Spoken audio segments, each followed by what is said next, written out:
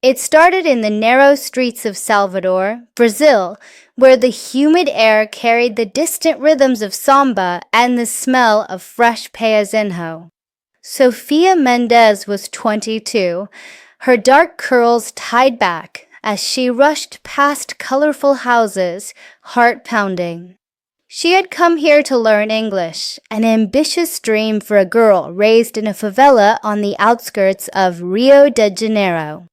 But this wasn't just about mastering vocabulary or grammar. It was about finding her voice, unlocking a power she didn't yet fully understand. On her first morning, Sofia stood at the edge of Mercado Modelo, where stalls brimmed with spices, fabrics, and handmade trinkets. She remembered how her English teacher back home used to say, "Language is magic.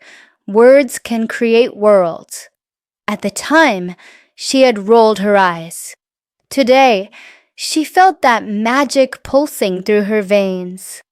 That afternoon, clutching a battered notebook and a smartphone loaded with language apps, Sofia joined a group of international students for a walking tour. There was Amir, a shy 17-year-old from Pakistan, Lucia, a bubbly 24-year-old from Spain, and Kenji, a 30-year-old salaryman from Tokyo who had taken a sabbatical. Each of them carried their own hopes and fears, but none as huge as Sofia's. She wanted to become a storyteller in English, weaving tales that could inspire millions, just like the YouTubers she watched back in Brazil. Their guide, Mariana, led them to an overlook where the bay sparkled. "Take a deep breath," she said. "Think of a story buried inside you." Sofia closed her eyes. She almost laughed. She had no idea what her story was. But as the breeze lifted her hair, a single line drifted into her mind. "One day, I will speak to the world." Over the next weeks, Sofia tracked down a tiny co-working space near Pelourinho, an old part of the city with winding alleys and crumbling colonial architecture. Every morning, before the sun hit its peak, she settled into a plastic chair under a ceiling fan, bought a cafezinho from a street vendor, and opened her notebook. One page listed new English phrases she'd learned. The next was blank, waiting for her first attempt at fiction. Her first sentences were clumsy. The sun was bright. She walked on the street.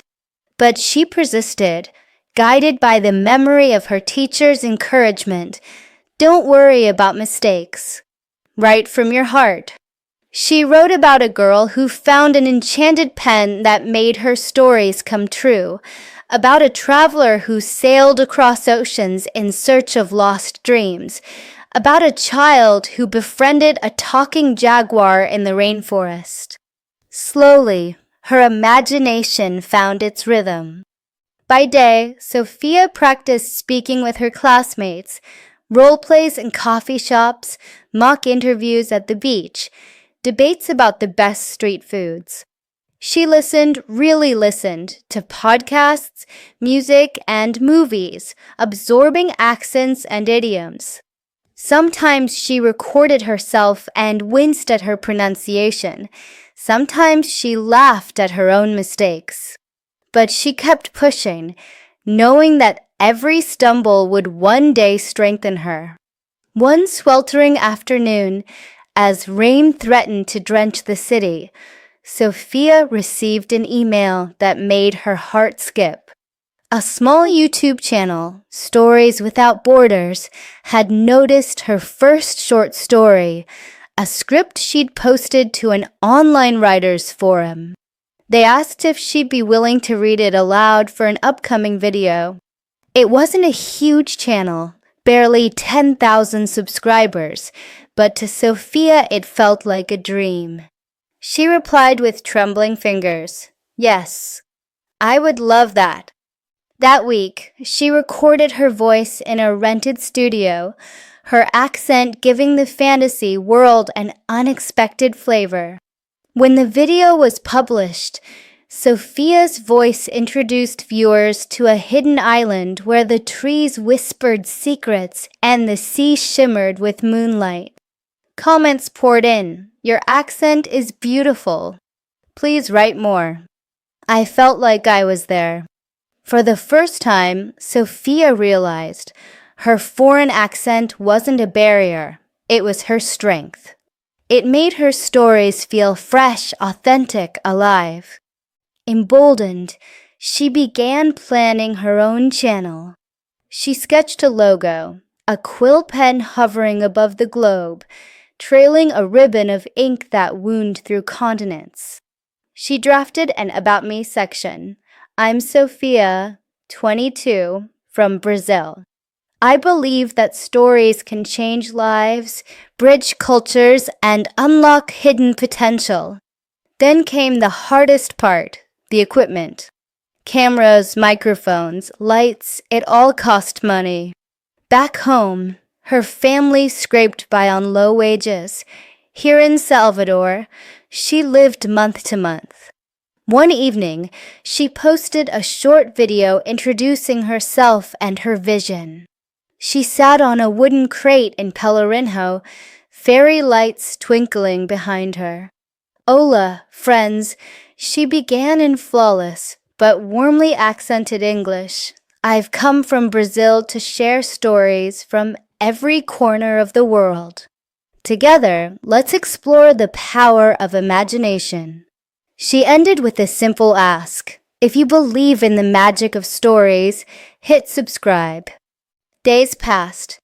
Her subscriber count crawled upward 20, 30, 50. It felt slow, almost discouraging.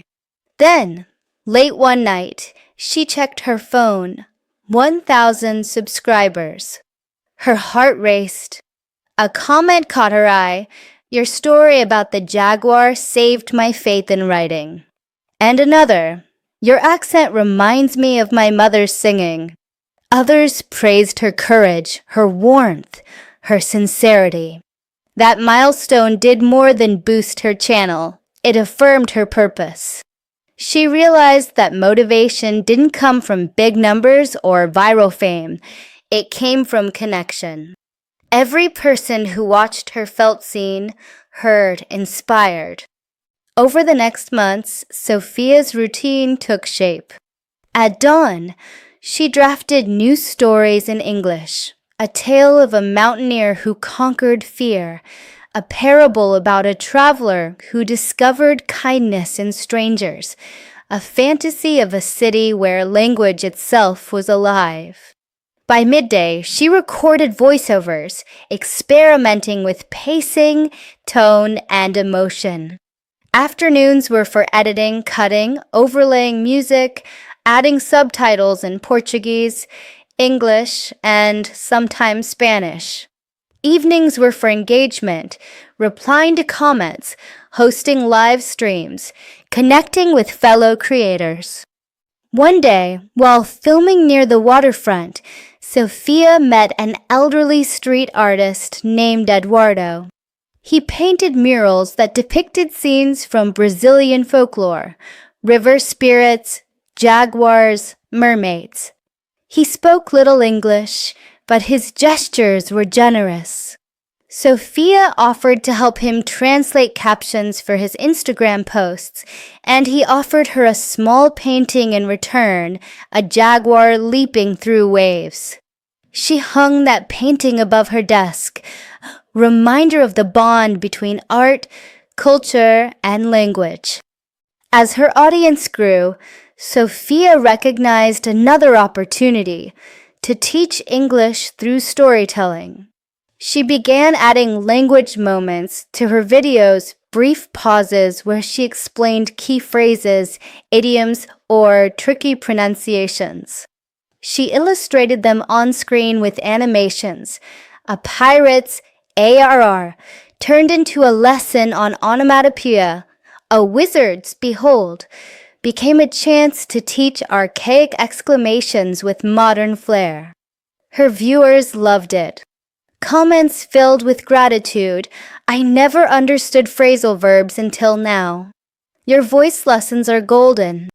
In her 16-part series, Stories That Speak, Sophia guided beginners and advanced learners alike through emotional journeys, a soldier's redemption, a child's wonder, a scholar's discovery. She interwove motivational messages. Every mistake is a step forward. Courage is built one word at a time. Your accent is your superpower with her fictional narratives. By weaving learning into the heart of her stories, she turned English from a hurdle into an adventure. It wasn't always easy. There were days when ideas dried up or technical glitches ruined an entire shoot. There were nights when her self-doubt whispered that she'd never reach real fluency, let alone fame. But each time, she returned to her notebook, wrote a single line, sometimes just "I can do this," and felt the familiar spark of storytelling light her path. One afternoon, she received an invitation. A popular education platform in Canada wanted her to collaborate on a live webinar. They'd read her channel, admired her approach, and offered to pay her a modest fee. It was her first international partnership. She prepared carefully, slides mixing Portuguese proverbs with English translations, interactive polls, live storytelling segments. The webinar drew over 2,500 attendees from around the globe: Brazil, Japan, Turkey, Nigeria, Indonesia. Their chat exploded with hearts and applause emojis. Afterward, the organizers told her, "You have a rare gift. Your stories teach English without feeling like a lesson. They inspire people to dream." Sophia smiled through tears. In that moment, she remembered the first line she'd ever written. "One day, I will speak to the world." Now, at 22, she was doing just that. News outlets began to notice. A Brazilian magazine featured her under the headline, "The Girl Who Teaches the World English with Jaguars and Wizards." A Japanese blog wrote about her accent and storytelling style. Even friends back home, neighbors, family members, began to believe that English wasn't just a subject in school, it was a bridge to new worlds.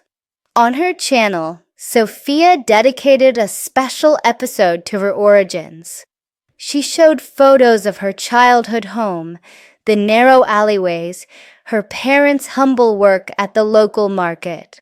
She spoke in Portuguese, then switched to English. "This is where my story began. From here, I learned that stories are powerful because they come from the heart. They remind us that no matter where we start, our words can carry us anywhere." As her community celebrated her roots, Sophia felt a profound sense of purpose. She wasn't just a storyteller, she was a catalyst. Each story she shared, each lesson she taught, sparked curiosity and courage in others. She received messages from aspiring writers who said they'd finally picked up a pen, from shy speakers who booked their first conversation session, from teachers who used her videos in classrooms. One evening, Sophia paused her editing and looked out the open window at the moonlit bay. She thought of the girl who had once scrawled simple sentences in a notebook, terrified of making mistakes. Now she had published over 50 videos, taught tens of thousands, and built a vibrant, supportive community. The magic of stories had transformed her life, and through her microphone, it was transforming countless others. Her journey continued. She launched a podcast, Tales Without Borders, inviting storytellers from every continent. She started a mentorship program for young writers in underserved communities. She wrote an ebook, Fictional Stories, Real Growth, offering prompts and guidance for anyone who dreamed of weaving their own narratives in English. Through it all, Sophia kept one ritual. Every Sunday morning, she visited Eduardo's mural studio, sketching alongside him while they sipped cafezinho. She told him about her week's episodes. He showed her new paintings inspired by her tales. Their friendship embodied the intersection of visual art, language, and culture. As the sun rose over Salvador on another vibrant morning, Sophia set up her camera for the next recording. She smiled, took a deep breath, and began, "Welcome back, storytellers." Today, we embark on a journey through the deserts of Morocco, where a young merchant discovers that hope can bloom like a desert flower. Her voice carried warmth, confidence, and the subtle Brazilian lilt that had become her signature. She had arrived exactly where she'd dreamed, yet she knew this was only the beginning. Because stories never end, they invite us forward, challenge us, and remind us that the world is boundless if we have the courage to speak. And so Sofia Mendes, a 22-year-old girl from Brazil, continued to speak, to teach, and to inspire a global audience, one powerful fictional story at a time. As the weeks turned into months, Sophia's channel blossomed into a tapestry of voices, cultures, and dreams. She journeyed virtually and sometimes in person to places she had only read about. In a special series filmed in Marrakesh, she walked through the bustling souks, narrating in English the vibrant colors of spice stalls, the metallic clang of metalworkers forging lanterns, the scents of rose water and leather. She paused beside a group of musicians, letting their Nawa rhythms drift into her microphone, then explained how percussion and melody intertwined to evoke emotions. Viewers watched, enthralled, and tried to mimic her pronunciation, spurring lively comment threads where learners from India compared intonation with those from Spain, and Japanese fans noted the musicality in her speech. When her savings finally allowed, Sophia booked a flight to Lisbon. She had been invited to speak at a small educational conference about using storytelling to teach English. Stepping off the plane, she felt a surge of exhilaration. This was the first time she had traveled alone outside Brazil. The airport announcements swirled around her in Portuguese and English, and she realized that every word she heard now felt familiar. In the taxi to her hotel, she chatted with the driver about the best pastel de nata shops. She asked questions, laughed at jokes, corrected her own grammar, and reveled in the fact that English had become not just a tool, but a companion. At the conference, Sophia took the stage before an audience of teachers, content creators, and linguists. Behind her, a slideshow displayed her logo and her mottos, "Stories shape us," and "Learn by living each tale." She narrated a short fable she had written, a story about a child who learned empathy by caring for a wounded falcon, and paused to highlight vocabulary: falcon, empathy, nurture. The audience leaned forward. She invited them to read along, to speak the words aloud, to picture the scene in their minds. When she finished, the room erupted in applause. Afterward, colleagues approached her with ideas: a joint series on Latin American folklore, a workshop for refugees, a podcast exchange with a French storyteller. Sophia realized that her little channel had opened doors she never imagined. Back in Salvador, the town seemed both unchanged and newly vibrant through her eyes. Morning traffic still honked past the market stalls. Fishermen still mended nets by the harbor. But Sophia saw stories everywhere. The old man who sold coconuts by the pier, the children dancing in puddles after a rainstorm, the stray dog that trotted around the plaza chasing pigeons. She began to film short vignettes, no scripts, just moments, then wove them into episodes focused on everyday English. She taught phrases like, "Got it," "Hang on," "What's up," as she spoke with locals. Each video felt raw and genuine, a snapshot of life that offered both authentic language practice and a window into Salvador's soul. As her content diversified, so did her income. Partnerships with language learning apps brought sponsorships. Small ad revenues funded new equipment. A crowdfunding campaign by her loyal viewers paid for a month-long artist residency that allowed her to focus entirely on creative writing. With that residency, Sophia drafted a novella, her first long-form fiction in English, about a young girl who travels through a hidden doorway in an ancient library and discovers worlds built from books. She read excerpts in special live broadcasts, her voice trembling as she navigated dialogue, description, and casing. Fans sent fan art of her characters. Some even wrote fan fiction responses. Sophia marveled at the alchemy of storytelling, the way one person's idea could ignite the imaginations of thousands. Yet wherever there was triumph, there were also trials. The pressure to produce content sometimes weighed heavily.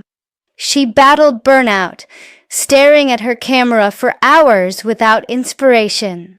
Technical mishaps, lost footage, corrupted files, failed uploads led to tears of frustration. Online criticism stung. A few harsh comments on her accent, a troll who claimed her stories were too simple, a stranger who accused her of cultural appropriation when she told a tale from Indian folklore without deep background research. Each criticism felt like a test of her resolve. But Sophia reminded herself that vulnerability was part of her appeal, that mistakes were opportunities to learn. She addressed the cultural feedback with humility, researching, consulting experts, inviting guest storytellers to share their traditions directly. This openness only deepened her community's trust. In the midst of these challenges, Sophia found strength in collaboration. She connected with Amir, the shy teen from Pakistan she'd met in Salvador, who was now running a small YouTube series teaching Urdu through folk tales. They co-created a bilingual story, a tale of two travelers, one Brazilian, one Pakistani, who meet at a desert oasis and exchange stories of home. In her video, Sophia narrated the English parts. Amir narrated in Urdu. Subtitles wove back and forth. The episode went viral within their communities, praised for its respectful exchange and the genuine friendship that shone through. Viewers commented on how learning felt effortless when bound up in a journey shared by two friends from opposite ends of the world. Lucia from Spain pitched a story swap. Sophia would read a Spanish fantasy. Lucia would read an English script of Sophia's design. Both created videos with side-by-side learning segments. Kenji from Tokyo lent his calm, measured narration to an episode on Japanese myth, and Sophia dove into anime idioms to explain expressions like yukai and tsundere. Across these collaborations, Sophia realized that stories were invitations to understand, to empathize, to laugh, to learn. And English was the thread that held these invitations together. By the time her channel surpassed 100,000 subscribers, Sophia felt a shift. Her dreams had expanded beyond her original vision. She founded StoryBridge, a nonprofit initiative to help underprivileged youths around the world access storytelling and language resources. With donations from fans, she sent notebooks, recorders, and cameras to children in remote villages, in the Andes, in rural Thailand, in East Africa. She hosted monthly online workshops, inviting guest writers and educators to share techniques, from world building to dialogue writing to public speaking. Watching those children read their first stories in English, Sophia's eyes filled with tears. She understood, more deeply than ever, that storytelling is both a gift and a responsibility. On the 3rd anniversary of her channel's launch, Sophia returned to the Mercado Modelo overlook where she had first felt the spark that told her, "One day, I will speak to the world." She filmed a reflective episode, camera balanced on a low wall, the bass shimmering behind her. 3 years ago, she said in accented but confident English, "I was a girl who barely knew how to say hello." Now, I stand here as someone who speaks 1,000 words, shares hundreds of stories, and has friends in every time zone. But the most important thing I've learned is that our stories connect us. They remind us that beneath every accent, every language, every background, we are all seeking the same things: understanding, growth, and hope. She paused, looking out over the water. Then she smiled at the camera. Thank you for being part of this journey. Thank you for every view, every comment, every word you've shared.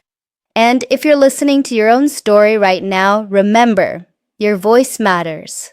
It can change someone's day or someone's life. Keep speaking, keep writing, keep dreaming. The world is waiting for your story. As she closed the recording, the sky over Salvador ignited in hues of orange and pink. Sophia tucked her notebook under her arm, the pages bulging with untold ideas. Somewhere in those scribbles lay her next great tale, perhaps of a mountain traveler who finds courage in unexpected friendships, or a city that learns to speak through murals, or a lighthouse keeper whose light guided more than ships. Whatever it would be, she knew the words would come, because storytelling had become as natural to her as breathing.